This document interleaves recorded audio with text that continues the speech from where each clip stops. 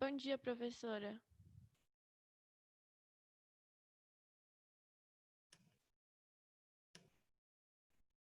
Bom dia, tudo bem? Tudo, prof.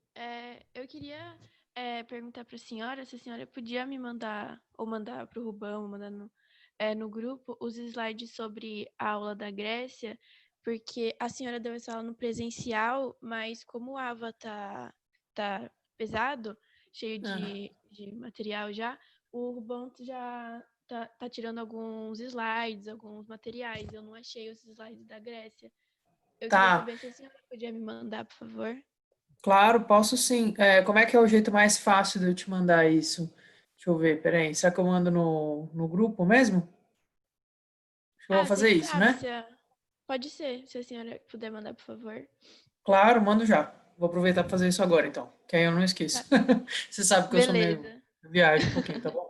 Então vou mandar aqui já, tá? Vou mutar aqui só para Beleza. você não ficar me ouvindo os meus barulhos aqui, peraí. Tá, obrigada, professora.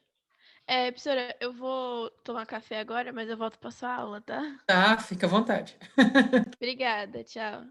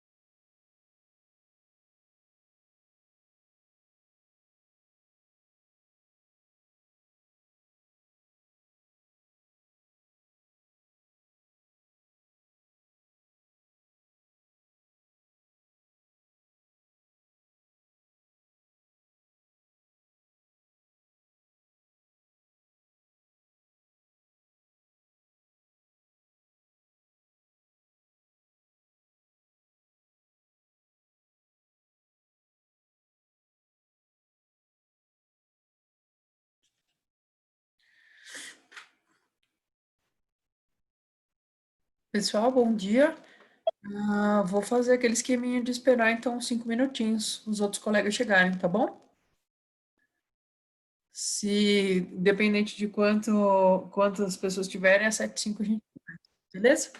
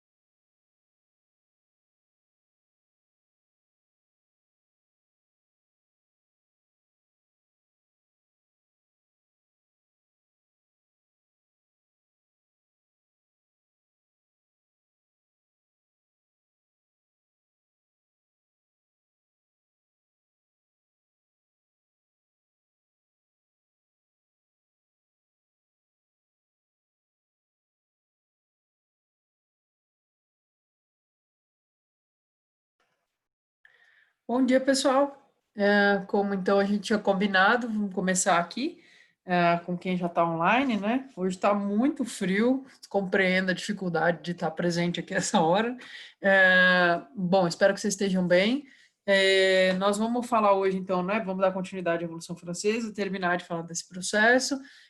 Eu mandei já para o Rubão postar a aula de Revolução Francesa e a aula de Era Napoleônica, que está junto no mesmo PDF, porque são assuntos que têm uma continuidade grande, né? A gente passa a falar da história da França e com nuances do que a história da França está impactando no resto do mundo. Também a Aline me pediu hoje para as aulas de Grécia Antiga, que parece que não estão sendo encontradas, né, no EAD, aliás, enfim, no lugar onde vocês buscam essas coisas, eu mandei de novo para o Rubon também, tá? Porque a regra do cursinho é que a gente não mande diretamente para vocês, que isso seja postado lá. Então, eu reenviei para ele postar junto com a aula de hoje e PDF, então, com a declaração dos direitos do homem e do cidadão que a gente mencionou na aula passada. Então, vou passar aqui para o meu PowerPoint, para vocês irem acompanhando aqui comigo. Ai, vamos lá, para a gente encerrar o semestre, né?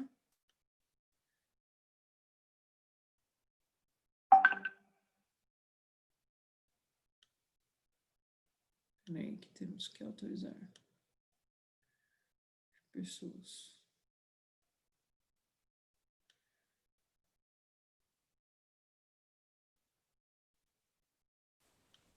Então, vamos lá, oi, David. Oi, tudo bem, professora? Bom dia. Tudo jóia, bom dia. Então, vamos subir aqui. Acredito eu que a gente estava falando, né, da Constituição de 1791, que vai marcar, então, o fim do período da Assembleia. Então, vamos conversar um pouco sobre isso, não é? Lógico, não é que ela vai marcar o fim, ela é uma parte importante que vai estabelecer o teor desse primeiro momento da Revolução, então, que é a Assembleia, não é? Porque, não sei se vocês se recordam, a gente viu na aula passada, já faz muito tempo, ainda mais nessa altura do semestre, que normalmente vocês estão saturados, cansados pra caramba, né? Então, e esse semestre, então, pelo amor de Deus, né, foi uma coisa completamente atípica. Então, já só lembrando, não é, que a gente vai ter uma estrutura que vai ser colocada por essa Constituição, que é uma estrutura que vai estabelecer um governo que não é o que a gente associa imediatamente à Revolução Francesa, porque não é o governo de fato revolucionário. A gente associa a Revolução Francesa, né, à ideia de liberdade, igualdade e fraternidade, e aqui a gente está tendo o estabelecimento, então, de uma monarquia constitucional com um limite, então, do poder do rei e a importância dos proprietários, né? Então, lógico que você tem uma expansão muito grande da noção de cidadania, porque se antes só era cidadão quem estava próximo do rei, mesmo assim, né, essas pessoas que estavam na corte, o impacto delas era muito pequeno, já que elas não podiam fazer nada para limitar a vontade do rei, a gente tem uma modificação muito grande de uma pessoa para 30% da população. Então, é claro que existe uma expansão disso. Não é? As mulheres não estão incluídas nesse processo e mesmo as fases mais radicais da Revolução Francesa vão ser refratárias aos direitos de voto, os direitos de cidadania estendidos às mulheres. Não é? A gente vai ter uma figura muito importante, que é o Olympe de Gouges, que é uma filha de um açougueiro, não é? Que vai escrever, então, a sua tentativa de manifesto, de incluir as mulheres nisso, e depois, na fase do terror, a gente vai ver que elas vão ser perseguidas, as lideranças femininas. Não é? Então, a gente vai ter essa questão de gênero, né, muito marcada, o processo da Revolução Francesa, que é considerado por todo mundo tão radical quando a gente estuda, não é? Ele não estende a cidadania em termos de gênero, tá certo, gente? Então, é limitado aos homens, né? A radicalização se dá toda dentro dos homens, o que já exclui aí, vai, uns 20% da população, só para vocês entenderem com o que a gente está lidando, não é? Então,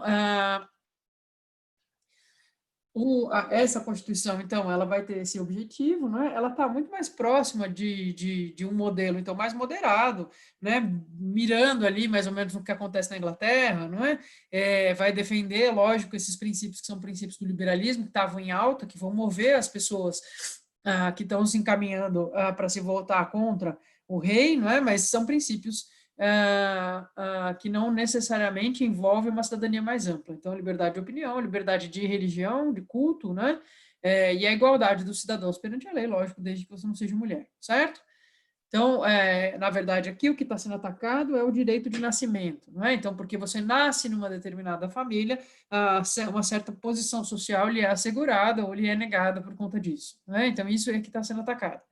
Então, existe um pressuposto teórico que é importante conhecer, que é, então, essa ideia de que ser cidadão está vinculado à propriedade, porque, em tese, todo mundo é igualmente capaz de conseguir propriedade, né? Então, isso é uma coisa que eu acho que tem que entender, não é? Por que que eles acham tão razoável assim que só os proprietários votem? Porque eles estão ancorados numa visão filosófica de que foi possível a todos conseguir propriedade de alguma maneira, não é? Porque seria natural do ser humano se comportar de maneira a ter propriedade desde sempre, né? Então, as teorias que a gente estuda, a gente viu, falou do Hobbes, falou do Rousseau, não é? E aí o John Locke vai criar essa ideia, então, de que o estado de natureza do ser humano, conforme a gente transforma a natureza, aquilo que a gente transforma já se torna a nossa propriedade. Então, que desde o estado de natureza já existiria propriedade para os seres humanos, não é? E isso faz com que essa ideia, então, de que a pessoa que não é proprietária, porque ela não fez o esforço, ou, enfim, os ancestrais dela não fizeram um esforço adequado no momento em que existia essa possibilidade, não é? Então, esse pressuposto, que hoje a gente sabe que é muito questionável, não é? Porque, assim como a própria ideia de uma meritocracia é muito questionável, a gente sabe dos entraves que existem em uma pessoa, dependendo da classe social onde ela nasce, para conseguir ter propriedade de fato, não é? Mas isso aqui está com um pressuposto filosófico, quase não formulado, não é, pelas pessoas que estão produzindo essa Constituição, certo? Então, é importante saber disso e ter isso em mente, não é? É, qual que vai ser a reação do resto da Europa a isso? Bom, vai ser uma reação bem ruim, né? Porque a gente tem uma boa parte do continente, então, com vínculo, que tem um vínculo forte com a monarquia francesa. Então, outras monarquias estão vinculadas à monarquia francesa, principalmente porque a gente vai ter, então, a Maria Antonieta, que é a mulher do Luís XVI, de quem todo mundo já ouviu falar. Já falei, vejam o filme, se não viram ainda, vejam nas férias, né? A Maria Antonieta era herdeira direta da casa austríaca, não é? Então, quando a monarquia e o poder do rei na França começa a ser ameaçado, a gente tem a casa austríaca ficando muito, muito apreensiva, não é? Porque, afinal de contas, é uma das suas que, numa política de aliança que foi considerada muito hábil na época, conseguiu integrar a realeza francesa, que era uma das realezas mais prestigiosas da Europa na época, e de repente começa a se levantar, então, não é? Uma revolta popular que ameaça esse poderio. Então, obviamente, a gente vai ter alguns países que necessariamente vão se posicionar logo de cara contra esse processo que está acontecendo. A Áustria é um desses países, não é? De uma relação muito direta aí com a Casa Real Francesa, né? Então, além disso, a gente vai ter um problema para os revolucionários franceses. Conforme eles vão ampliando, não é? Tomam, não é, de fato, o poder e estabelece essa monarquia absoluta, eles começam a perceber que existem reações internacionais contrárias e que a França talvez vá correr risco de estar fazendo esse processo sozinha, né? Então começa a se ter uma discussão se não se deve investir, né, numa expansão dessa revolução para outros lugares, não é? Então esse debate começa a acontecer e será que a revolução não deve se armar e partir em direção a outros territórios? É uma coisa que vai ficar colocada, não é? O rei Luís XVI, vocês podem imaginar que ele fica sentado assistindo isso tudo acontecer, certo, gente? É lógico que ele considera um absurdo o que está acontecendo, é lógico que é um demérito para ele, não é, da Casa Real mais rica e mais centralizadora da Europa, de repente ter ido parar numa monarquia constitucional, então é claro que ele está se articulando com seus outros parentes ou aliados das outras nobrezas europeias para tentar voltar para o poder e tentar desmontar esse processo, não é? Então, não vai ficar quietinho, ele vai articular. E aí a gente vai ter o auge desse processo, a gente começa a ter alguns levantes que começam a querer diminuir ainda mais o poder do rei, algumas revoltas populares. O Luís XVI começa a achar que estar na França está arriscado para ele e para sua família, e que ele vai ter que fazer essa articulação contra-revolucionária de fora da França, não é? Então ele vai tentar fugir para a Bélgica, não é? Ele se disfarça, a família dele se disfarça, eles vão numa carruagem anônima, né, sem nada da pompa com a qual eles estão acostumados, mas mesmo assim descobrem que eles estão fugindo e aí eles vão presos, né? Então essa é a famosa, talvez você já tenha ouvido falar, não sei, a fuga para Varennes, não é? O Luís XVI, então, vai ser preso de forma humilhante, vai ser descoberto, né? Tá tentando sair escondido, não consegue, os exércitos, então, da Assembleia vão achar ele e vão arrastar ele de volta para Paris, né? Para ser preso daí. E aí, então, é lógico que ele podia já, de repente, ter sido considerado um traidor da França, mas não, ele vai ser perdoado no primeiro momento, só vai ficar recluso ele, Maria Antonieta, e o filho, não é? Então, nesse momento que a gente vai ter a declaração de guerra da Áustria e da Prússia, porque a Áustria e a Prússia estão se articulando para invadir a França, porque por conta dessa ligação que tem, então, com a monarquia francesa, né? E a Prússia sempre, né, interessada ali, tanto a Áustria quanto a Prússia, mas a Prússia ele sempre interessada em regiões fronteiriças, interessada em territórios dos franceses, né? Então, olha, fala, bom, tá caos, talvez seja uma boa oportunidade, já se antecipando a essa reação, então a Assembleia Nacional declara a guerra, não é? O Luís XVI vai tentar auxiliar os inimigos da Assembleia Nacional, não é? Porque ele pensa, bom, me junto com esses caras, se esses caras ganham a guerra, eu volto para o poder, né? Eles me restauram no trono. E aí, então, isso vai ser bem ruim, e isso vai levar a uma radicalização. Quer dizer, o Luís XVI ele já não estava bem na fita, certo, gente? Depois que ele foge, que ele tenta fugir do próprio país, fica difícil sustentar a ideia de que dá para esse cara ser um monarca constitucional, ou seja, que esse cara vai conseguir reinar tendo os limites da Constituição e cedendo às demandas que o seu povo quer, não é? Ele se coloca como um cara que não topa isso, não é? Então, vamos dizer que assim, fica difícil defender a causa dele dentro das modificações que tinham sido feitas depois da fuga, não é? Quando se descobre que ele estava se articulando com as tropas inimigas, o que ele vai bem da verdade é óbvio, não é? É óbvio que o cara vai tentar fazer isso, não é evidente, né? Mas quando isso vem a público, então as alas mais radicais da Assembleia vão denunciar a traição do rei e vão tomar isso, não é? Como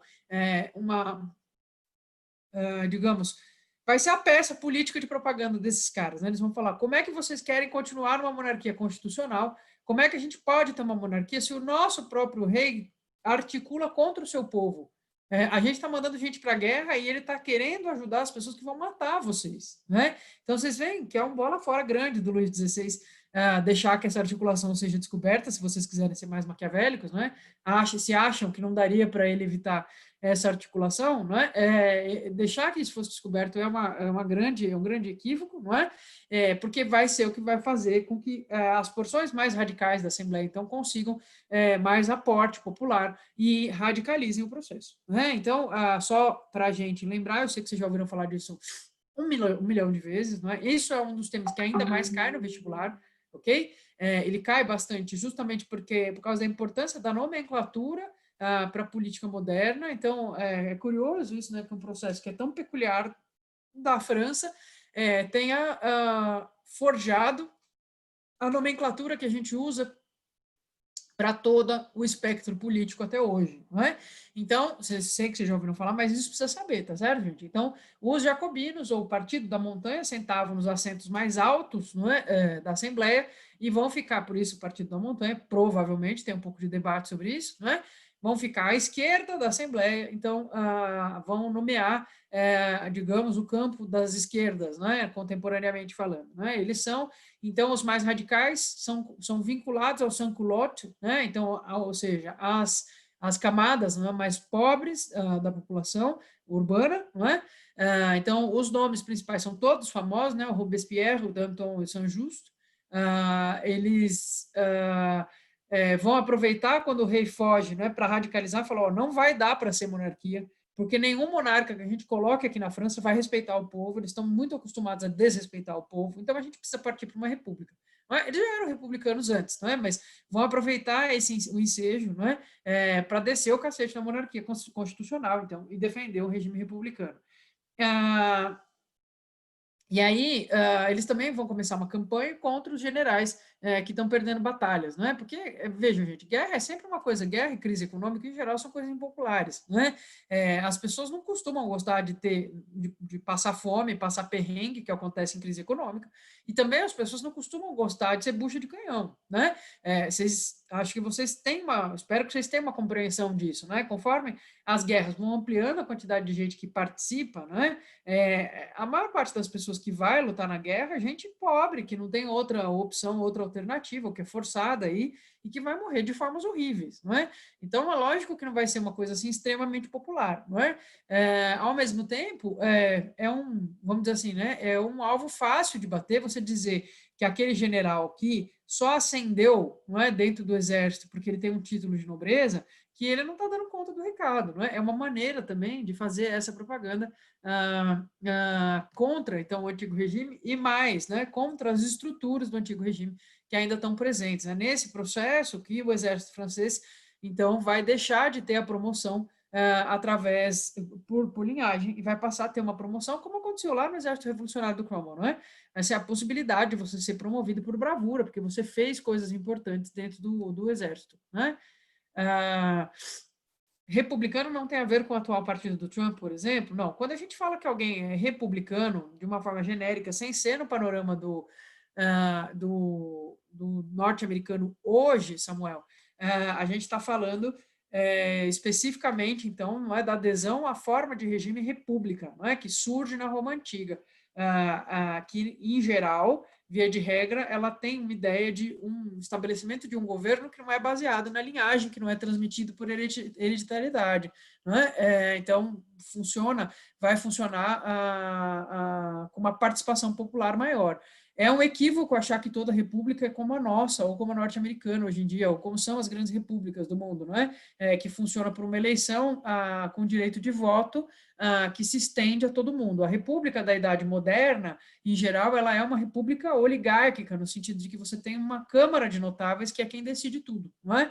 E esses notáveis, muitas vezes, são notáveis porque eles são ricos, ou têm título de nobreza, ou qualquer coisa do tipo.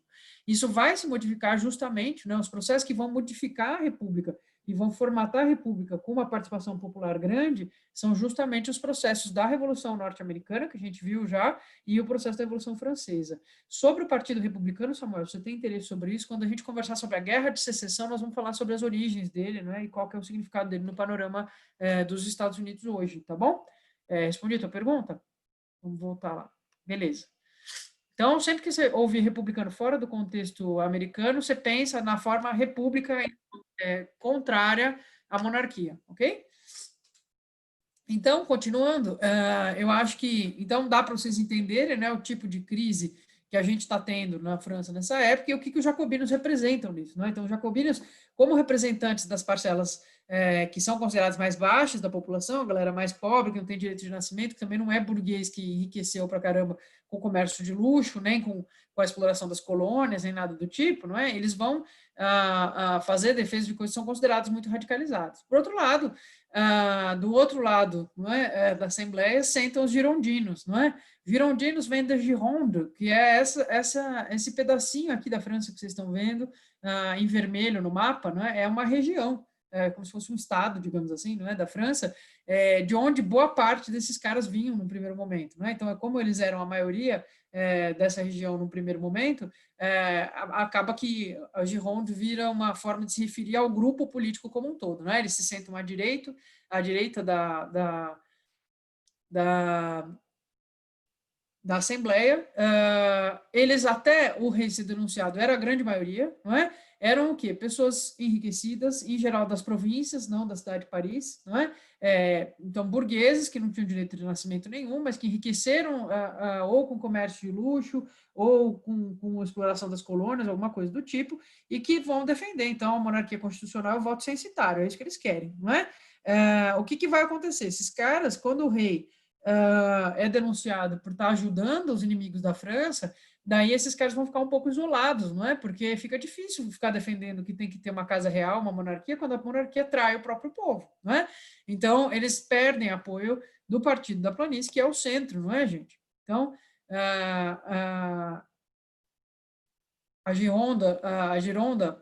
os girondinos, ou a direita, também vai ser conhecida como pântano, não é?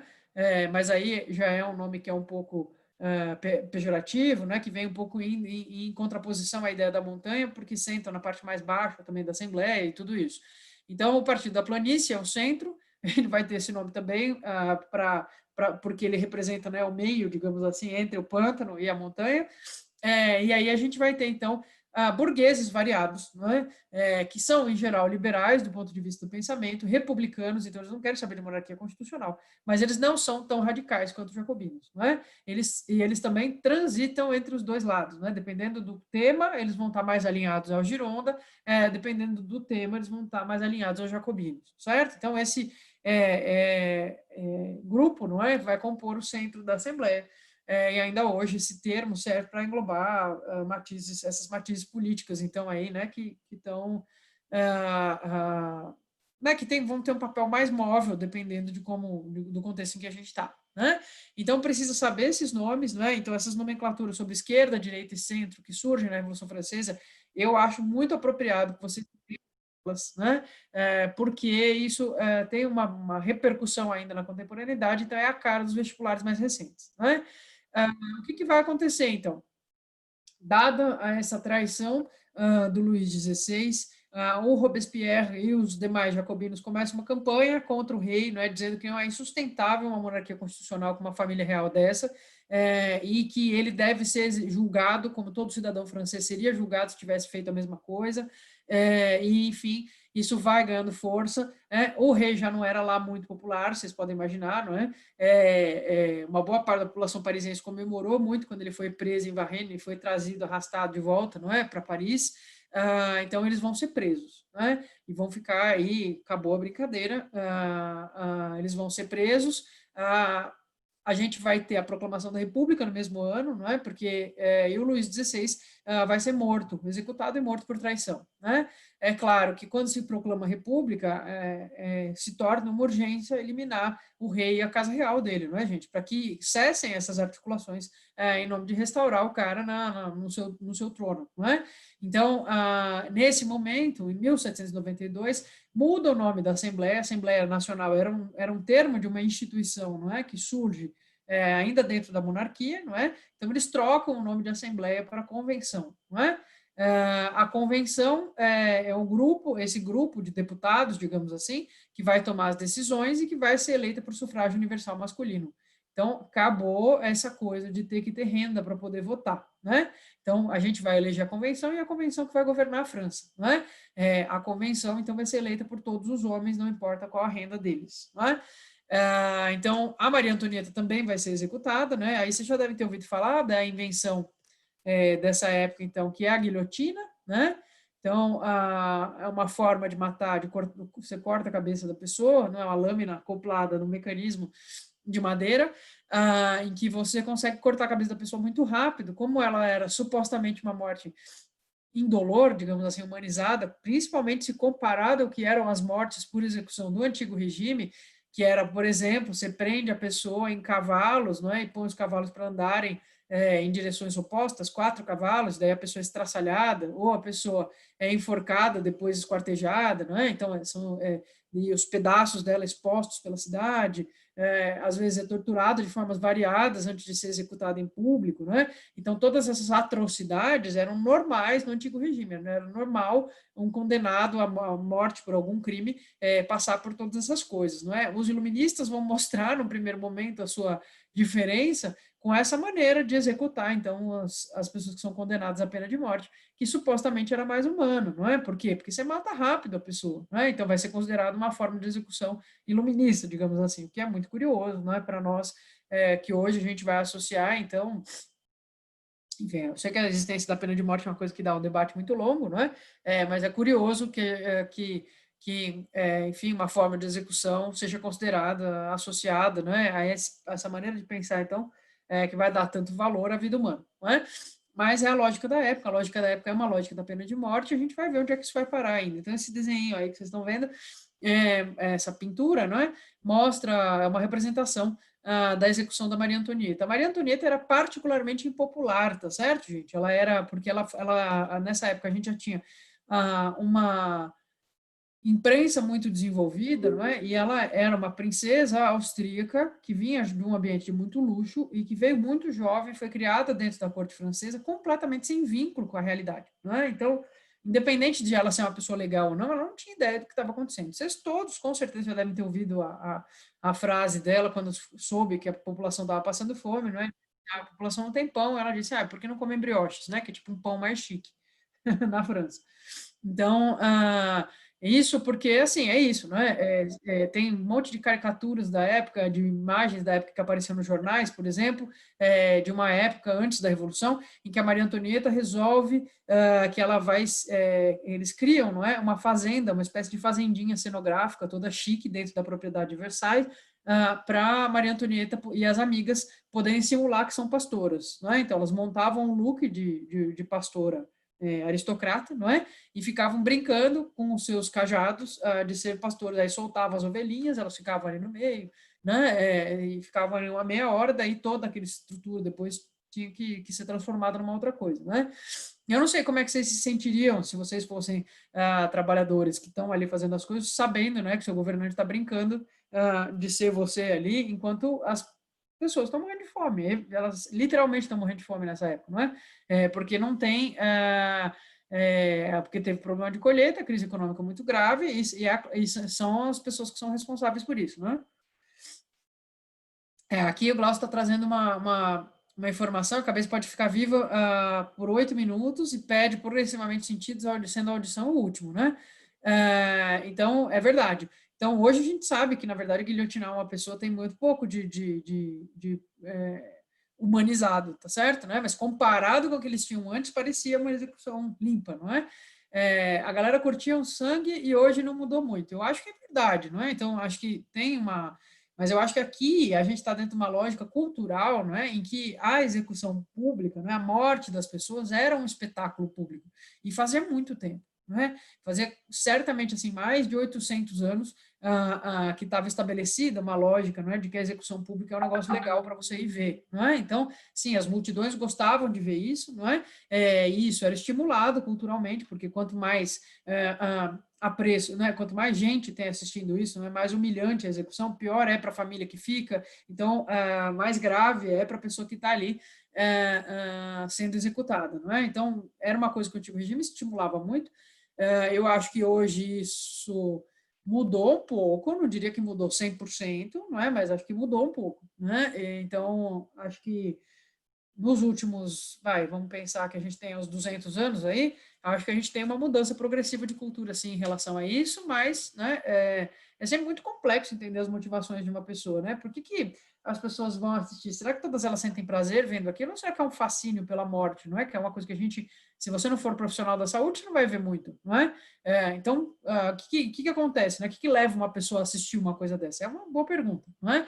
Mas, de todo modo, eu acho apropriado que mesmo nos lugares quer dizer, pelo menos em boa parte dos lugares hoje em que ainda existe pena de morte, isso deixou de ser uma coisa pública ou celebrada, não é? É uma coisa hoje que se dá de forma privada, discreta, não é? A ideia não é fazer disso um espetáculo, e isso eu acho que é positivo, de qualquer maneira, né? Então, embora a gente possa discutir aqui se é uma coisa válida ou não é válida, enfim, cada um tem uma opinião sobre isso, é um tema bem, bem polêmico, né? Então, eu estou falando isso da Maria Antonieta para vocês, não é? Porque a imprensa na França nessa época era muito forte e tinha jornal de todo tipo, não é? Embora boa parte das pessoas não fossem alfabetizadas, existiam muitos jornais que eram populares justamente por ter desenhos, né? Por ter essas pequenas charges que você não precisa saber ler para entender, porque você vê o desenho ali, você consegue reconhecer pelo penteado, pela cara, que é a rainha, não é?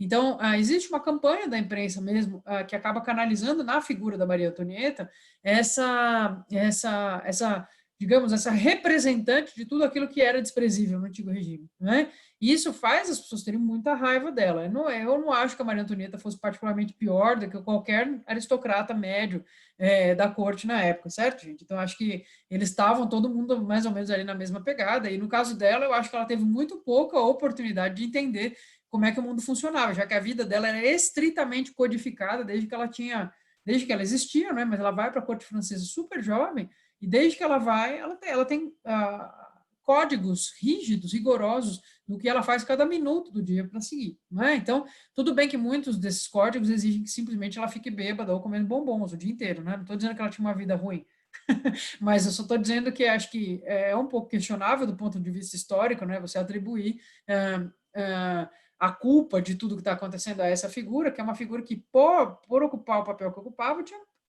muito pouca compreensão do que estava acontecendo, né? Então, acho que tem uma questão aí que é isso mesmo, né? Dela ser um bom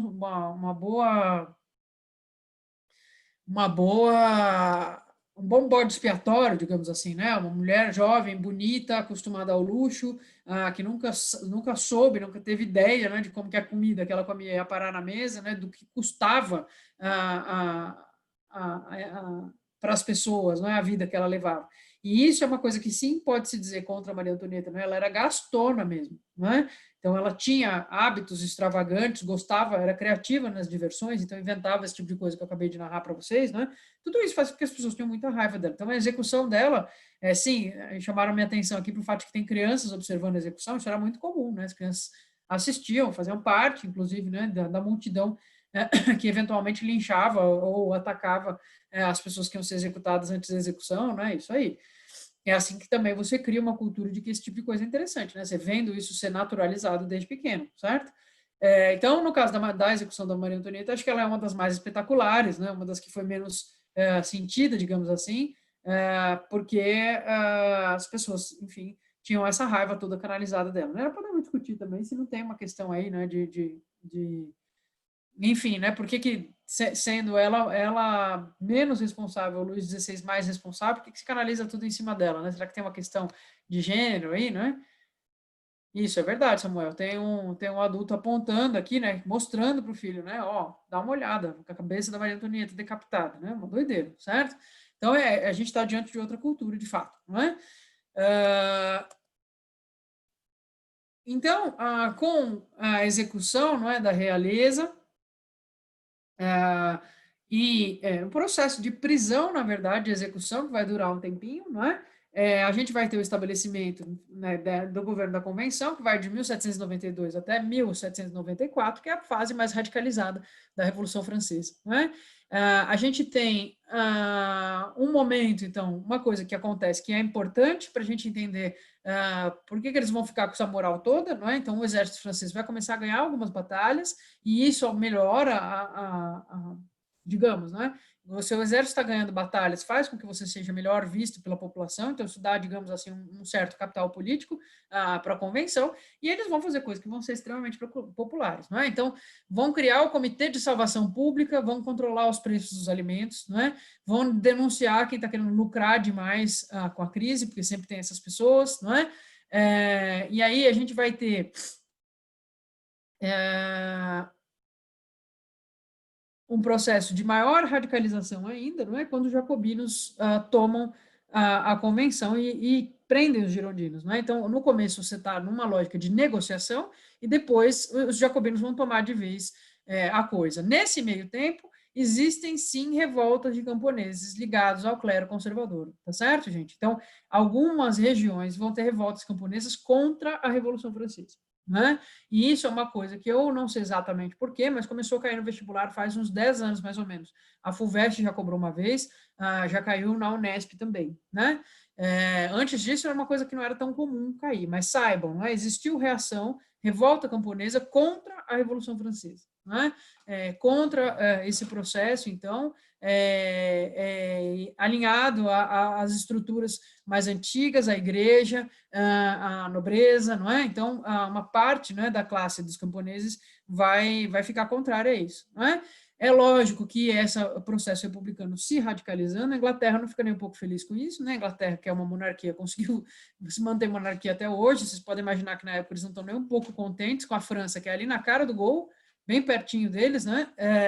Querendo virar republicano e ameaçando, de fato, ter uma sublevação popular mais radical, não é? Então, a Inglaterra começa a entrar numa lógica de política internacional de ameaça também, não é? Vocês estão radicalizando, então a gente vai começar a pegar o que é nosso aqui, até por conta, né, daquelas relações entre os nobres e tal, vai começar a ter gente que vai reivindicar território, então a Inglaterra começa a se posicionar dessa maneira, não é? Então, na Convenção Jacobina, que vai ser em 1793, a gente vai ter uma nova Declaração de Direitos, não é? Essa Declaração de Direitos, então, que vai fazer as coisas que a gente costuma associar mais à Revolução Francesa, não é? O sufrágio universal, o direito ao trabalho e à instrução, a defesa da instrução pública e gratuita, a reforma agrária, não é? Então, aqui a reforma agrária sendo o ponto que o vestibular mais cobra desse momento, digamos assim, da Revolução, certo? Eu acho importante, não é, notar isso, então, notar aqui, existe uma lógica aqui que você percebe pelo tipo de coisa que está na Declaração de Direitos, não é, que existe uma preocupação com as camadas mais pobres da população, não é, com a sua possibilidade de se instruir, com a sua possibilidade de ter trabalho, não é, e um entendimento de que o Estado que o Estado é responsável por isso. Então, é responsabilidade do Estado francês que as pessoas consigam ter emprego, é responsabilidade do Estado francês que as pessoas se eduquem, é responsabilidade do Estado francês montar um projeto educacional que atinja todas as pessoas. Então, isso são coisas que não estavam colocadas antes por nenhum dos governos, e que vão, de fato, fazer uma diferença muito grande. Isso aqui é muito histórico, não é? É muito radical. Tá certo? E entender que essas coisas são funções estatais. A reforma agrária também, tá certo? Porque você vai acabar com o regime de grande propriedade na França nessa época, né? Então vai radicalizar isso, e se hoje a França é um país com predomínio absoluto da pequena propriedade, é por conta desse processo, é feito na porrada, tá certo, gente? Raramente a gente tem processos de reforma agrária que são conduzidos de forma pacífica, ok? E a maior parte dos países desenvolvidos que a gente conhece hoje passaram em algum momento por processo de reforma agrária, né? Então, isso é uma coisa importante de ter em mente, né? Eu disse a maior parte, não disse todos, tá? Além disso, eu acho que, lembrem-se sempre, tá? Não está no slide aqui, porque isso é uma coisa que precisa estar na cabeça de vocês. Sufrágio universal aqui nunca é universal de verdade, porque nunca inclui mulher, certo? Não existe voto feminino na Revolução Francesa. Vocês precisam saber essa data, quando é que a França vai ter voto feminino. É bom que vocês tenham isso na cabeça, não é? Quando que a França vai permitir que as mulheres votem, não é? Em 1946, ok? Então, professor, está dizendo que esse país... Pois não, David, diga. Professora, então o que teve de diferente nesse sufrágio universal com o voto, com o fim do voto censitário e livre para todos os homens, já que não se tornou acessível às mulheres? O que teve de diferente? É porque aqui... isso aqui, não é? Você está falando dessa, imagino que você esteja fazendo a comparação aqui entre esse momento em que a Assembleia passa a ser chamada de convenção, né? É isso? Então, porque aqui a gente já tem uma eleição por sufrágio universal masculino, independente da renda, né? Eles vão, na verdade, assim, o que acontece nesse momento é porque aquilo aqui, então, vamos voltar. Aqui a gente tem o voto censitário, 1791, na promulgação da primeira Constituição da França. Daí, quando tem a passagem da Assembleia para a Convenção, a gente vai ter o estabelecimento, a República, ela se proclama e ela vai ter a eleição por sufrágio masculino da Convenção, não é? Então, na verdade, você não tem muita modificação do ponto de vista da política do voto, digamos assim, na Convenção, nesse momento, para a Convenção Jacobina. O que você vai ter aqui é o estabelecimento disso como uma política mesmo, não é? Porque ali era um momento meio que de transição, eles estavam em discussão em relação a como é que ia ser o governo, eles implantam uma república e dizem, nessa república vai ter voto universal masculino. Aqui, na Declaração de Direitos, eles vão dizer, olha, sempre tem que ser sufrágio universal. Não se pode ter outro tipo de eleição que seja assim. É meio que um manifesto, digamos assim, onde eles estão colocando, não é, que é assim que tem que funcionar a França, tá certo? Até aqui, aquela tinha sido uma experiência meio piloto, digamos assim, né, de como é que ia rolar, beleza? Então, a lei do máximo é uma lei de regulação de preços, tá certo, gente? É uma lei que visa, não é, controlar o quanto que as pessoas conseguem pagar pelas coisas, não é? E como que isso se reflete na economia. É sempre importante entender isso, não é? Dependendo, eu já falei isso para vocês outras vezes, mas é uma coisa que vocês precisam ter em mente.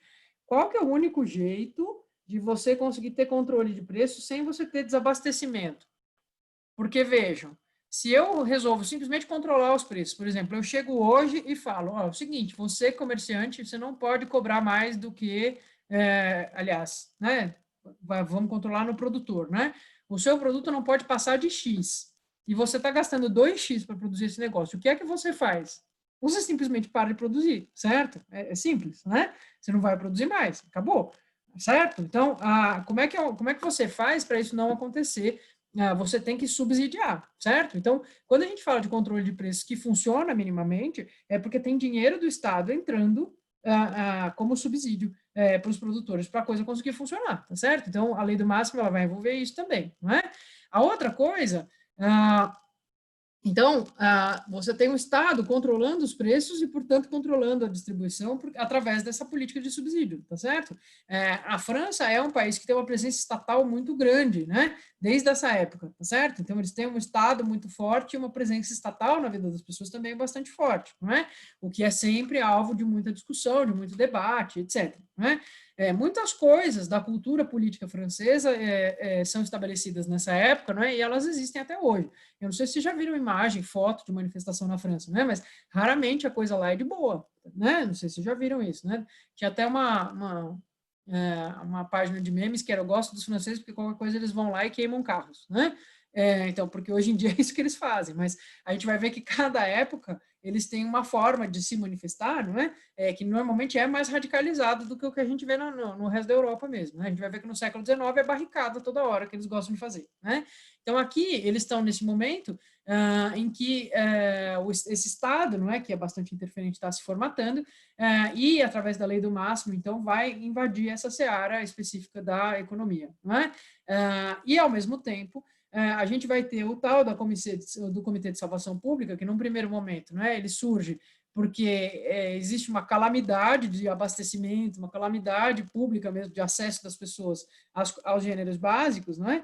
Ele vai acabar se tornando um jeito de perseguir inimigos do regime. E por regime você entende quem está controlando a convenção, não é? Então, a gente vai ter o estabelecimento do terror, não é? Do qual vocês já devem ter ouvido falar, certo? Então, o terror é o período da Convenção Jacobina em que a gente vai ter uma perseguição política muito forte de pessoas que sejam contrárias ao que eles estão fazendo, que são muitas, já que eles estão numa postura radical. Se você resolve, não é, criar instrução pública, achar que o Estado tem que intervir na economia, fazer sufrágio universal e fazer reforma agrária, você pode ter certeza que uma coisa que você vai conseguir é muitos inimigos políticos, não é?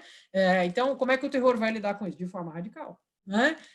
Vamos entender que não é só os jacobinos, não são só os jacobinos que vão usar essa lógica, tá certo, gente? Então, os girondinos vão fazer a mesma coisa depois, né? E é um momento de radicalização extrema mesmo. Existe uma cultura da execução, como a gente acabou de ver na imagem, né? Então, eles não são particularmente horríveis por causa disso. Eles são horríveis como todo mundo era na época e estão no momento de radicalização extrema, não é? Então, é terrível, morre muita gente. Estima-se que morreram por volta de 40 mil pessoas no período do terror jacobino, né? De todas as classes sociais, certo? Porque, e aí existe um problema, não é? Que é o problema do autoritarismo de uma forma geral, certo? Que é o problema que toda ditadura vai ter de alguma maneira, não é? Porque mesmo quem simpatiza com a ditadura não costuma pensar nisso, né? Você não costuma pensar no que isso significa na vida prática. Em geral, quem gosta da ideia de um governo autoritário, se esse governo dialoga com seus valores, é claro, né? Ninguém quer um governo autoritário que vai fazer o contrário do que você acha que é importante, Então, todo mundo que gosta de governo autoritário ou flerta com essa ideia, em geral, entende que esse governo vai ser necessário para que coisas importantes sejam feitas. Né? O problema do governo autoritário não é só a estrutura de perseguição estatal para quem é opositor do regime, como se isso não fosse ruim o suficiente. Né? O problema é que todo governo autoritário existe um ponto em que se perde o controle das estruturas de repressão. Né? Isso é histórico, todas as vezes acontece. É o clássico exemplo, não é? Aqui na época da ditadura militar no Brasil, a gente tem alguns exemplos disso, algumas histórias, que é o seguinte: você se estudou na escola com o cara que está fazendo parte do DOPS, certo? Está fazendo parte da polícia política do governo. E aí, esse cara é um cara muito ciumento, ele é casado com uma colega de escola, ele acha desde a época da escola que a mulher dele curte você, aí um dia você, sei lá, encontra ele na rua, ele acha que a mulher olhou de um jeito esquisito para você, cisma com você, depois de um tempo está lá, não é? Na época do regime militar, é só falar que você era subversivo, que você era comunista, que você rodava dentro do DOPS, certo? Daí é uma palavra de um agente do DOPS contra a sua. Quem que vai te defender? Ninguém, cara. Ninguém, porque ninguém sabe o que está acontecendo, porque isso é tudo feito na escuridão, certo? Então, eu estou dando esse exemplo da ditadura militar brasileira, porque eu acho que vocês têm que ter na cabeça o que significa o autoritarismo. A mesma coisa vale aqui para os jacobinos da Revolução Francesa. Então, vocês acham que de 40 mil pessoas, todas elas eram inimigas do regime, caras? É claro que não, tá certo? Vai ter um monte de gente que vai ser executado aí por questões mil outras, porque você não tem como se defender. A partir do momento que alguém que é avalizado pelo regime diz: olha, esse cara aqui é inimigo da revolução, esse cara que gosta de nobre, esse cara que gosta de aristocrata, esse cara aqui, ele é contra a escola pública, qualquer coisa do tipo, não é? Se você consegue, lógico, construir o caso, também não é assim que eles vão matar qualquer um, não é? Mas vocês podem ter certeza que muita gente morreu nessa, sem, na verdade, ter se organizado, se articulado contra o governo, tá certo? Porque é isso que acontece toda vez que a gente tem esses processos, não é? Então, é muito complicado, de fato, não é? Para quem se entende como humanista, não é? Para quem entende que a vida humana tem um valor muito grande, a gente, digamos, defender, não é? Esse tipo de processo histórico, não é? Porque eles são via de regra, bastante injustos. Não é? Então, de todo modo, certamente um governo como o jacobino não teria conseguido se estabelecer se não fosse através da pancadaria, tá certo, gente? Por quê? Porque as reações eram muitas contrárias, eram muito violentas. Né? Então, a gente vai ter uma coisa que é muito importante, que eu acho que vocês precisam ter em mente, eu não sei por que não ficou no meu slide aqui, eu acho que deve ter ficado cortado, que eu quero que vocês conheçam a figura do Robespierre, não é? Porque ela é muito importante, e que vocês saibam que o Robespierre era um cara que era muito contra a participação das mulheres na política e era um radical contra a escravidão. Tá? A abolição da escravidão nas colônias, não é? Que é tão importante do ponto de vista histórico, se vocês pensarem o que significa, não é? Um momento em que um governo de uma grande potência europeia se posiciona contra isso, não é? E abole isso, e diz, não, isso não vai mais acontecer no meu território, porque isso é imoral, isso é errado escravizar outro ser humano. Então, isso é muito importante do ponto de vista histórico, não é? Pra vocês verem que não existe... os sujeitos históricos, eles nunca cumprem as nossas expectativas, não é? Eles não ligam para ele, não tem vilão e mocinho na história, certo, gente? Então, ao mesmo tempo que o Robespierre era um defensor radical da igualdade, um inimigo fortíssimo, não é, dos regimes escravocratas, e ele vai bancar um desgaste político muito grande por isso, a gente vai ter, então, ele mesmo posicionado, né, de forma contrária à participação das mulheres dentro da Revolução Francesa, e o próprio período do terror, às vezes, aglomerações de mulheres na rua eram consideradas subversivas, né, porque eles justamente estavam preocupados com a ideia do sufrágio, tudo isso, certo? Além disso, o que vai acontecendo, não é que, então, o Robespierre vai assumir esse papel de juiz, né? Ele tinha uma fama muito forte já, não sei se vocês conhecem, o apelido do Robespierre era o Incorruptível, né? Porque ele era um homem de um grande rigor moral, muito dedicado à revolução, né? Tudo isso, então ele tinha esse apelido antes de se tornar uma liderança revolucionária, então já tem essa fama, não é? e ele vai determinar aí as atividades do Comitê de Salvação Pública e também as execuções, tá certo? Então vai morrer um monte de gente, inclusive gente que era amiga dele, não é? Porque existem denúncias de que essas pessoas estariam tentando construir um governo mais moderado, tentando dialogar com alas mais moderadas, e aí, então, o regime jacobino vai ser duro nesse sentido, não é? Então, o próprio Danton, que era próximo do Robespierre vai ser executado. Conforme ele ganha esse destaque dentro desse momento, não é, radicalizado, ele vai ficar mais isolado politicamente. Vocês podem imaginar que isso não é exatamente uma coisa que faz você ter amigos, não é? Faz você ter muitos inimigos e muita gente que te odeia, não é? Então, isso não é muito bom, certo? Então, em 1794, que é o chamado do golpe do 9 Termidor, não é? Porque era um outro aspecto, então, do governo jacobino que eu gostaria que vocês soubessem, não é? Que vai ter uma mudança muito radical do ponto de vista cultural na França nesse período, não é? Então, as igrejas vão ser transformadas em templos à razão, não é? Em templos de adoração à razão humana, não é? A gente vai ter uma mudança na moda, as louças, os móveis, as pinturas que vão ser vendidas, são todas exaltam os ideais revolucionários, né?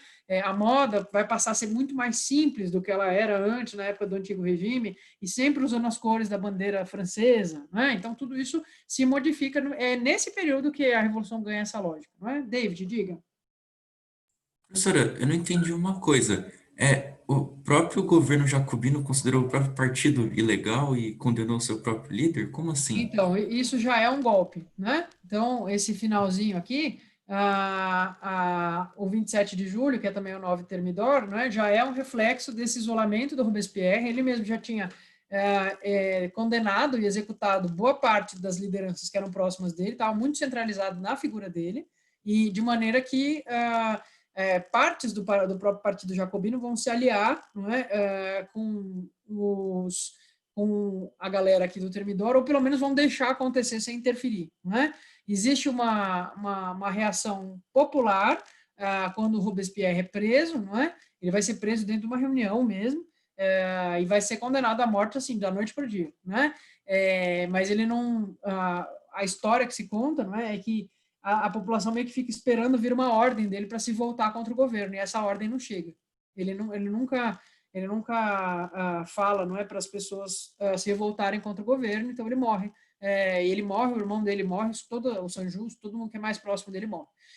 Na sequência. Então é um golpe já, tá certo, David? Então esse 27 de julho de 1794 não são os jacobinos dando um golpe neles mesmos, né? É o Robespierre, muito isolado, que tinha centralizado muito o governo, que vai receber um golpe, principalmente dos girondinos,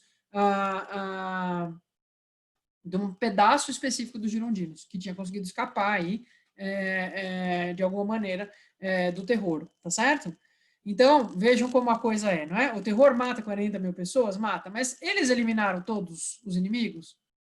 Claro que não, porque senão como é que a gente ia ter um golpe? Vocês percebem? Então também não eu estou falando isso, gente, porque eu acho importante que vocês tenham uma visão nuançada da Revolução Francesa, não uma visão de filme da Disney, tá certo? Nada contra os filmes da Disney, né? Mas é que a história parece muito pouco com os filmes da Disney, certo?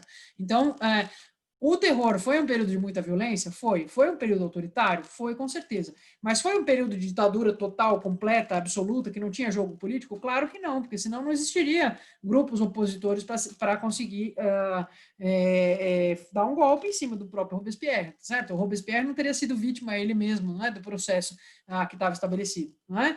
Então, o Termidor, a reação termidoriana tem esse nome por causa do nome do mês, não é? É nessa fase que eles vão trocar os meses do calendário, que estavam muito associados ao catolicismo, na percepção deles, por nomes que falam, não é, dos processos da colheita do campo, não é? Então, da colheita, da semeadura, né? Os processos mesmo da agricultura. Então, os meses têm a ver com isso, e com as estações do ano também. E aí, então, 9 Termidor se corresponde ao nosso 27 de julho, quando a gente vai ter esse golpe, não é? Fica conhecido como reação termidoriana.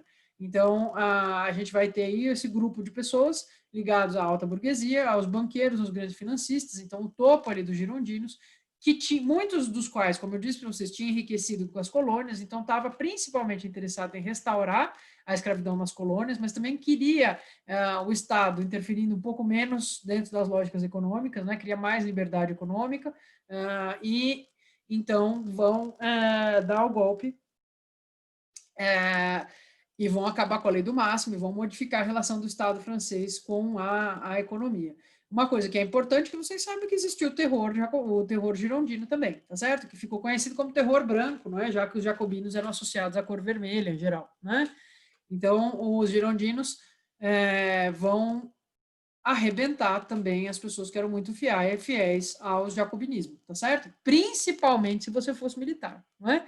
Porque militar é sempre mais perigoso, certo, gente? Militar pode querer se organizar, pode querer dar golpe, pode querer jogar as tropas para cima do seu governo, não é uma boa, né? Então, dentro do exército, qualquer simpatizante do jacobinismo vai ser bastante perseguido. Não estou dizendo que eles eliminam todo mundo, mas vai ser bastante perseguido, né? Então, Constituição nova de novo, não é? Cai aquela, volta para o voto censitário, e aí a gente vai ter o estabelecimento do diretório. O que é o diretório, caras? É um grupo pequeno de pessoas, não é? Um grupo bem pequeno de pessoas. Deixa eu voltar aqui, desculpem. Então, um grupo de 5 pessoas, não é? Que vai ter, então, os poderes para decidir como é que as coisas vão funcionar. Não é? Então, esse vai ser a composição do governo, isso vai responder, lógico, a uma assembleia maior, que aí é eleita por voto censitário, que tem que ter, então, você tem que ter propriedade para poder eleger essas pessoas, certo? Então, volta para o esquema que era mais ou menos quando tinha monarquia constitucional, só que sem a presença do rei, não é? E aí, o que acontece? Nesse meio tempo, aquelas coisas da história, não é, que acontecem, a gente vai ter uma figura despontando aí. É sempre um debate muito importante dentro da história, o quanto que, digamos, a personalidade de um indivíduo ou o que o indivíduo faz impacta a história. Quer dizer, a história, vocês já devem ter visto esses exercícios, não sei se já ouviram isso. Se você pudesse voltar no tempo e assassinar o bebezinho Hitler no berço, certo? Você faria isso, né? É uma pergunta que, às vezes, a gente que é professor de história escuta variações disso, né? Quer dizer, se o indivíduo Hitler não tivesse existido, a história teria sido diferente? Ou será que o contexto histórico da época produziria um outro, se não fosse ele especificamente, produziria uma outra liderança que ia fazer a mesma coisa, não é? É sempre difícil a gente responder essa pergunta como historiador, tá certo, gente? É uma questão muito complexa, né? Mas existem figuras históricas que é difícil a gente desvincular os acontecimentos da própria personalidade delas, não é? Da própria capacidade que elas têm. Então, eu não sei como é que teria sido a história do século XIX sem a existência dessa figura que vai aparecer aqui agora, que era jovenzíssimo, um jovem Napoleão, um jovem general, o Napoleão Bonaparte, tá certo? Que estava fazendo parte dos exércitos franceses lutando no exterior, né? O Napoleão, que era, na verdade, nascido na Córcega, que é na região da Itália, tá certo? É uma ilha. Ele é de ascendência italiana, mas, enfim, vai ser cidadão francês nessa época, né? Então, o Napoleão Bonaparte provavelmente querendo, não é? Buscando uma ascensão social, porque entrar no exército é uma maneira de ter ascensão social nessa época, ele vai se engajar nos exércitos, dizem, tem um super debate sobre isso, mas dizem que ele tinha uma grande simpatia pelo jacobinismo, no primeiro momento, não é? E ele começa a ganhar, os destacamentos que estão sendo comandados por eles começam a ganhar muita guerra. Então, o Napoleão começa a ser bem visto, não é? Aí, por esse governo que assume quando se elimina, então, o Robespierre e a rapaziada, depois da proclamação dessa Constituição, não é? E aí, a gente vai ter, então, né, essa virada, digamos, que é o momento em que o Napoleão vai combater no Egito,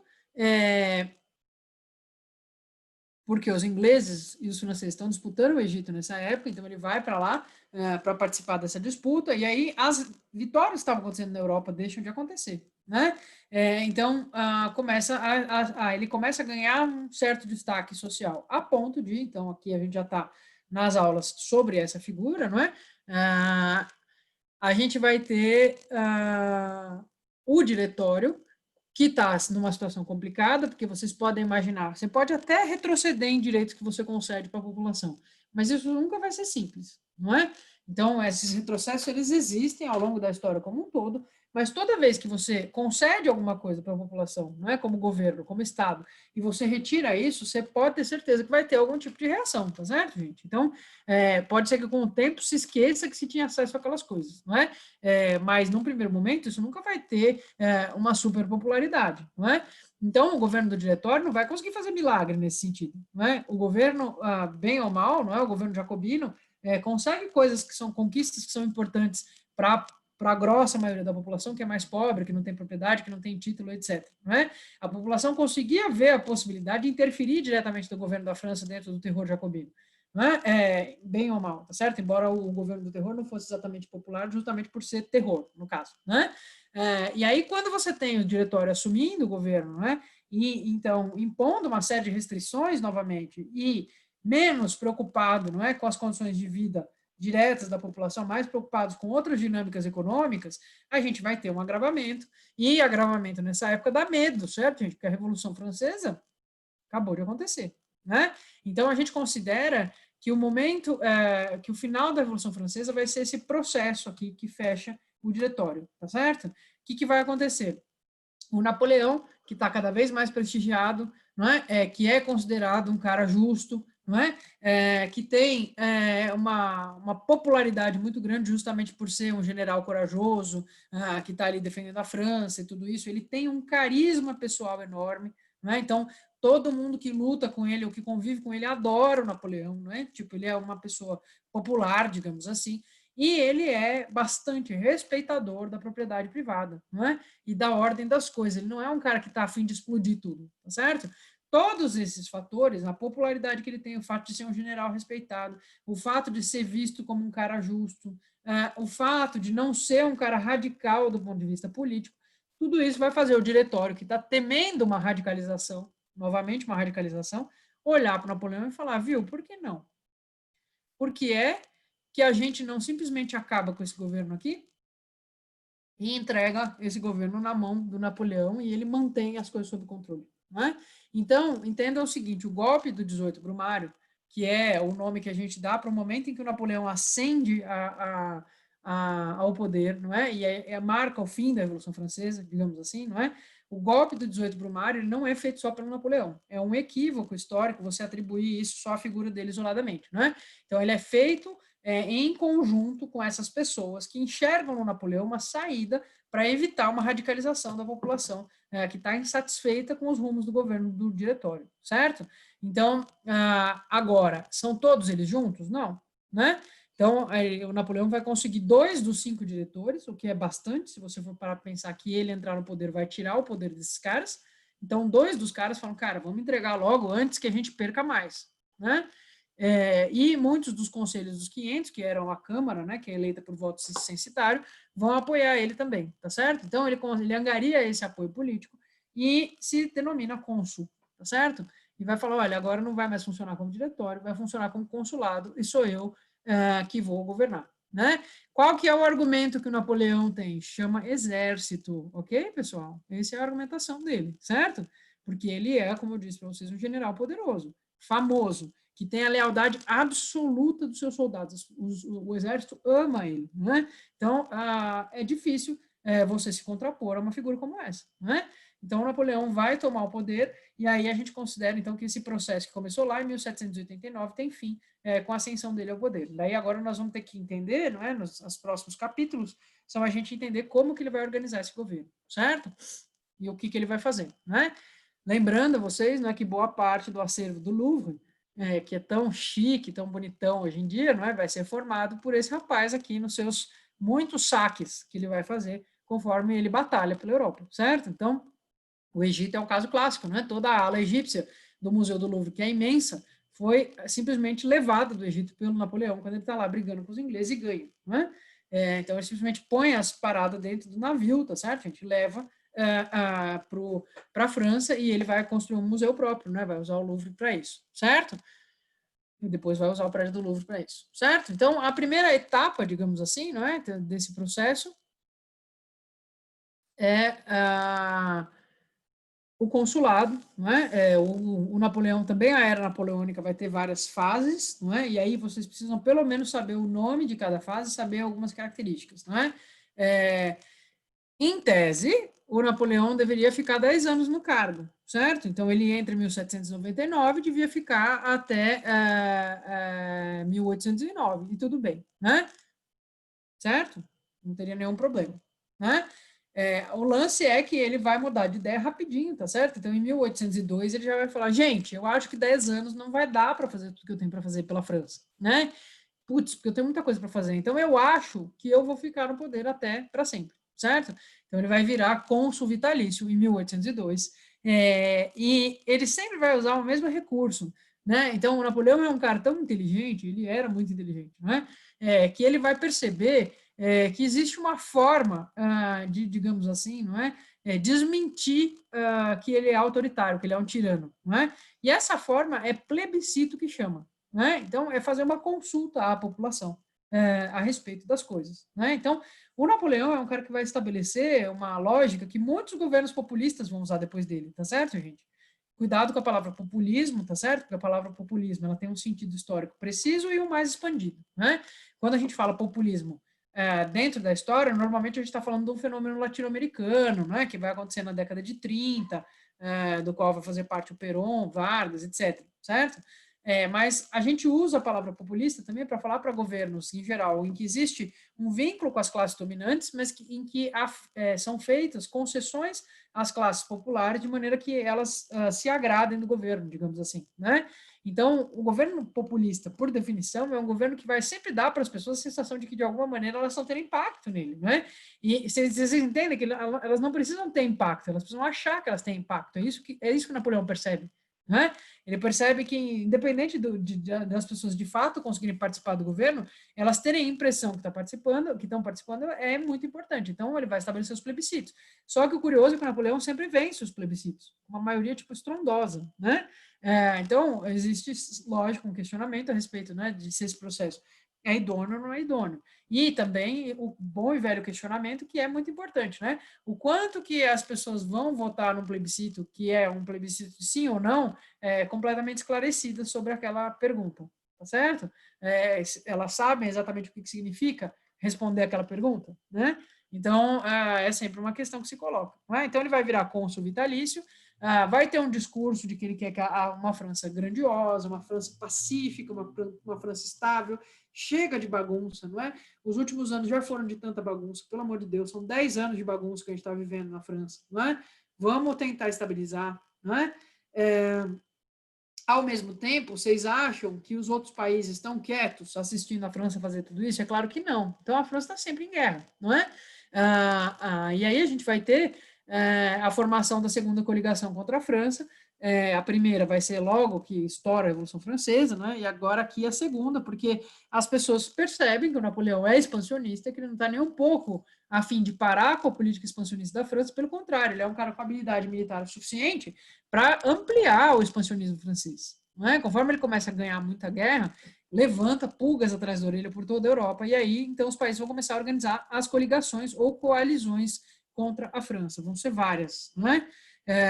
Ao mesmo tempo, o Napoleão vai ter uma postura um pouco conciliadora do ponto de vista da briga entre classes sociais dentro da França, certo, gente? Então, como é que ele vai fazer isso? Esses são os fatores mais importantes, ok? Então, isso aqui, acho que da matéria sobre Napoleão, esse tópico aqui é um dos mais importantes, beleza? Então, vocês tentem guardar isso, não é? A gente vai ter um acordo que ele vai fazer com as casas nobres, não é? Que estão espalhadas por toda a Europa. Então, ele manda mensageiros entrar em contato com esses nobres, não é? Dizendo, voltem para a França vai voltar a ser um país seguro para vocês, né? Venham para cá, vocês não precisam ficar aí nesses outros países que não são de vocês, né? E deve estar pensando na cabeça dele, fazendo campanha contra mim, né? Ajudando e fornecendo informação contra o Estado francês, né? Voltem para a França, que aqui é o país de vocês. Então, essa é uma primeira articulação que ele vai fazer, para sinalizar que ele quer governar para todos os franceses, né? Num segundo lugar, vai se aproximar de novo da igreja, né? A igreja que estava pistola desde o começo da Revolução Francesa, tinha perdido um monte de terra, tinha perdido o direito de nomear os próprios sacerdotes e nas partes mais radicais da Revolução Francesa estava sendo, inclusive, ameaçada a sua existência, não é? Porque várias sedes foram transformadas em templo da razão e tudo isso. Um dado curioso, gente, só para vocês saberem, o Robespierre ele tentou proibir o ateísmo na França durante o terror jacobino, né? E isso é uma coisa que deixa vocês espantados normalmente, porque vocês acham que os revolucionários eram ateus, mas eles não são. Ser contra a religião institucionalizada não significa ser ateu, vocês percebem? O Robespierre era um cara que tanto acreditava que existia um Deus, uma força superior, que ele não queria que ninguém não acreditasse na França, né? Ele queria proibir as pessoas de serem ateias, vejam que doideira. Então, o iluminismo entra em conflito com a religião? Sim, principalmente com a religião institucional. Todo iluminista é ateu? Não, nem a pau, ok? Não é assim que funciona, tá? Então, voltando aqui. O Napoleão era religioso, professor? Não, o Napoleão é um cara estrategista, tá certo, gente? Vocês não podem achar que nada do que ele está fazendo é porque ele gosta, né? Ele tem ele percebe, né, tem uma sensibilidade muito grande para sacar qual é que é da população mais pobre da França, percebe que tem uma camada muito grande da população que tinha um vínculo muito intenso, não é, com a religiosidade cristã e decide que ter a igreja a seu favor é melhor do que ter a igreja contra si. Como a galera tinha causado pra caramba contra a igreja antes, não era tão difícil assim conseguir acenar para a igreja que você ia ser melhor do que os governos anteriores, né? Então, ele vai assinar uma concordata com o Papa, vai dizer, olha, assim, devolver as terras de vocês eu acho que é meio difícil, né? Já foi feito de outro jeito agora, não vou ter como fazer. Mas vamos fazer o seguinte, eu assumo a folha de pagamento de vocês na França, né?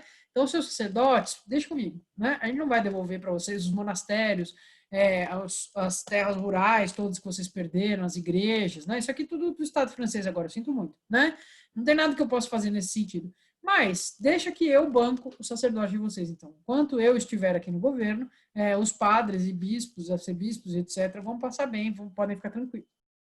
Então a igreja vai aceitar, não é, essa proposta do Napoleão, que enfim é bem melhor do que a situação que eles estavam antes, e isso vai fazer com que ela veja com bons olhos o Napoleão e, portanto, uma série de grupos sociais de gente mais pobre, mas que não estava alinhada com os valores da Revolução Francesa, vai se agradar do Napoleão. Você percebe que ele está expandindo, digamos assim, não é, os grupos que apreciam o que ele está fazendo, não é? Então, se a gente tem durante o período jacobino, uma contra-revolta, não é? Uma contra-revolução organizada por camponeses, não é? Por conta principalmente do fator religioso, nessa época aqui, a gente vai ter então Napoleão acenando para esses grupos da população, né? Falando, olha, você é cristão, não tenho nada contra você não, cara, olha aqui, eu tô até me aproximando da igreja, inclusive vou até garantir que o padre possa ser nutrido e vestido e fique bem com o salário que eu vou pagar para ele, não é? Então, percebam, não tenho nada contra a religião, não sou que nem esses revolucionários que vieram antes, não é? Isso vai angariar para o Napoleão uma grande popularidade, porque embora a religião tenha sofrido duros golpes durante o processo da Revolução Francesa, muita gente continuava religiosa, não é? Se tem uma coisa que mexe com outros aspectos, não é, do ser humano, que não é exatamente as suas convicções racionais ou etc., é a religiosidade, tá certo, gente? Então, passa por outro registro, né? Você está falando de outra coisa quando você fala da religião, não é? Não é assim, você aperta, dá um estalo, fala agora não pode mais e todo mundo vai deixar de ser religioso. Não é assim que funciona, né? Então, a outra coisa que é muito importante vocês saberem, não é que os liceus franceses, que são os responsáveis pela educação básica francesa até hoje, vão ser criados pelo Napoleão. E ele vai fazer uma rede imensa de liceus, tá certo? Ele vai investir pesado nisso, não é? Um cara que tem uma clareza muito cristalina da importância da educação pública para garantir ele mesmo no governo, não é?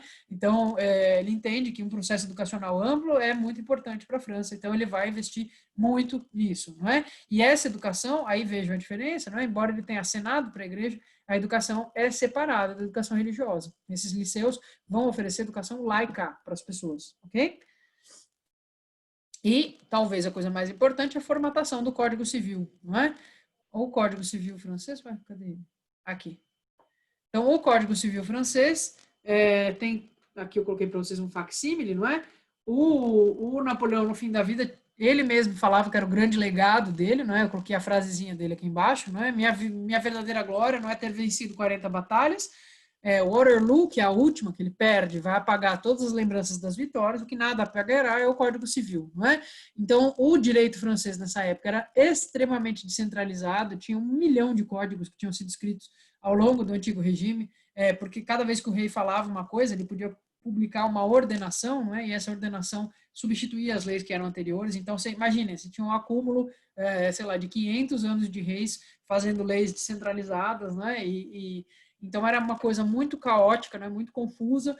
E o Napoleão vai falar, cara, precisa simplificar isso aqui, reforma jurídica agora, nós vamos estabelecer um Código Civil e esse Código Civil vai reger a França, né? Então ele vai criar esse Código Civil que vai impactar o mundo inteiro. Todo um monte de países depois vai começar a discutir a necessidade de ter um Código Civil simplificado e claro como é o Código Civil napoleônico, tá certo? Então, estabelece a igualdade de todo e qualquer homem perante a lei, né? As mulheres continuam de fora.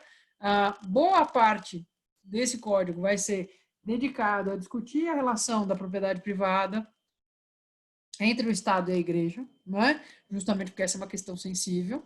Então, vão discutir isso extensamente. Vai acabar com a primogenitura, que é uma herança da nobreza, né? Então, essa ideia de que o filho primogênito ele tem mais direitos na hora de herdar as coisas. Então, ele vai ter herda título, herda propriedade, não. Todos os filhos vão passar a ter a mesma possibilidade de herança, não é? Vai assegurar o direito das pessoas a terem religiões variadas, tá certo? E a criticar a religião, isso é uma coisa que faz parte da liberdade civil dentro desse código, não é?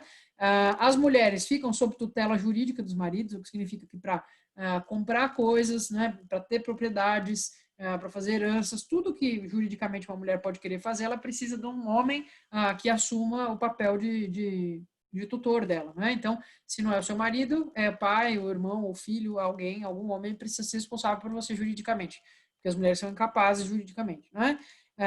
Os filhos ilegítimos, por sua vez, rodam nesse processo. Então, se antes você tinha uma certa uma jurisprudência, né, que permitia que os filhos ilegítimos às vezes fossem contemplados por heranças, etc., aqui vai acabar com isso, né? Então, se você não é filho natural, biológico, aliás, você não vai ter direito, porque os ilegítimos também são naturais, né? Que eles chamam assim na época. Se você não é o filho do casamento biológico, do casamento principal, você perde direitos, tá certo? E aqui, pessoal, a coisa que mais se fala, não é? O casamento civil. Isso que a gente pode fazer hoje em dia, de ir no cartório e se casar sem precisar de uma cerimônia religiosa, é uma invenção do Napoleão. Até aqui, ao longo de toda a história, o casamento sempre foi algo que era restrito ao âmbito da religião, tá certo? Então, aqui ele se torna algo que é feito pelo Estado, não é? O Estado vai passar a regulamentar essa relação. Então, isso é uma novidade muito grande, não é?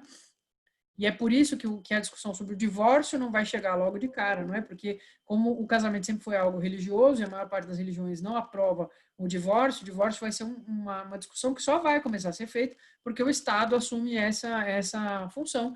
E aí, se é algo que é feito pelo Estado, por que você não pode suspender o contrato? É um contrato, né? Tá certo? Então, acho que isso aqui é a coisa mais importante. Esse slide anterior aqui é só para mostrar para vocês qual era a segunda coligação contra a França, né? Claro que não precisam saber esses nomes todos, não é? Não precisa saber todo mundo quem é, mas notem que a gente tem uma presença forte das repúblicas aqui, e alguns, aliás, de monarquias aqui, e aqui a gente vai ter uma série de repúblicas. Então, a França, efetivamente, muitas vezes, quando Napoleão ganha uma guerra num determinado lugar, ao invés de ele assumir a administração do lugar, ele fala, viu, bola está com vocês agora, governem e façam vocês uma república. A única coisa que eu exijo é que seja uma república. Então, com isso, ele vai ganhar apoio também, não vai só perder, né? Ele é um cara muito inteligente, tá certo? Então, isso não vai ser o fim dos problemas do Napoleão com o resto da Europa, na verdade vai ter vários ainda, né? Porque, como eu disse para vocês, ele é expansionista, certo? Então, estão me perguntando aqui se o casamento civil foi para ganhar apoio popular, porque o casamento era muito caro. Não, Samuel, o casamento não é caro. Você sendo uma pessoa do povo, você pode se casar na igreja sem necessariamente ter muita pompa, não é? O que se tinha era o hábito do dote, mas se as duas pessoas são pobres, não tem dote, paciência, tá certo? Não é uma questão de ser caro, mas é uma questão mais de criar a possibilidade, não é? Da pessoa conseguir fazer isso sem passar pela religião, não é? Então, por quê? Porque, por exemplo, não é? Se exige a virgindade das mulheres para se casar dentro da igreja, né? Então, por exemplo, se uma moça ela é conhecida como alguém que foi deflorada, é difícil para ela conseguir casar na igreja, né? É até possível, de repente, se for com a pessoa que a deflorou, mas é uma coisa mais complicada, tá certo? E o casamento civil, ele modifica esse tipo de exigência. Então, eu acho que o Napoleão faz isso menos para ganhar apoio do povo, que estava acostumado com o casamento civil, com o casamento religioso, e mais porque ele está afim, não é, de que o Estado tenha a possibilidade de regulamentar esse tipo de relação, não é? Também porque é um contrato, isso vai ser feito no cartório, é uma grana que entra também, não é? Isso aí passa-se também um mecanismo, não é, de atuação do Estado na vida das pessoas, tá certo? Não sei se eu respondi a tua pergunta, mas acho que passa mais por aí. Beleza, pessoal? Bom, vocês estão vivos, eu passei um pouquinho do tempo, desculpem. Bom, foi um prazer dar essa aula para vocês.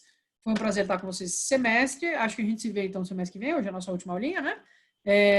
Então, tenham boas férias, né? Descansem. E história, aquela coisa, ver seriado ajuda, juro por Deus, tá? Podem, se os pais de vocês não acreditarem, podem falar para falar comigo, certo? Então, vejam filmes, vejam seriados de tema histórico, vai ajudar vocês a guardarem as coisas, eu garanto, tá? Muito obrigado, Samuel. Boas férias para vocês, então, pessoal, e a gente se vê logo menos. Quer dizer, sempre passa rápido, né? Férias passa rápido. Até mais, então. Beleza, professora. Muito obrigado, hein? Boas férias. Boas férias. Até mais, gente. Tchau, tchau. Vou encerrar aqui.